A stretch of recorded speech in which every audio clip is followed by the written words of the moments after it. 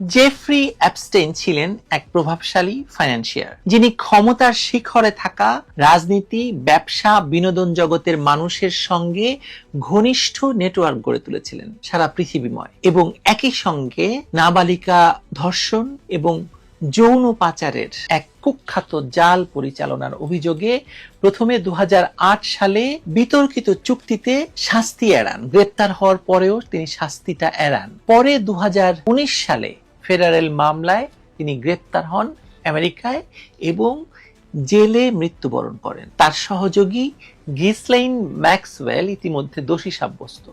অ্যাপস্টেইনের ব্যক্তিগত দ্বীপ, বিমান ভ্রমণের লগ, ফোন ডিরেক্টরি বা তথাকথিত ব্ল্যাক বুক সব মিলিয়ে যে বিপুল কাগজপত্র এবং জবানবন্দি এখন জনসমক্ষে এসেছে, যাকে অ্যাপস্টেইন পেপারস বলা হচ্ছে, তা ক্ষমতা, টাকার পাহাড় আর দায় মুক্তির আড়ালে কিভাবে নারকীয় শোষণকে লালন করা হয়েছিল, কিভাবে ভয়ঙ্করভাবে নারী নির্যাতন, শিশু নির্যাতন এবং অবাধ যৌনলীলা হয়েছিল তার নগ্ন দলিল।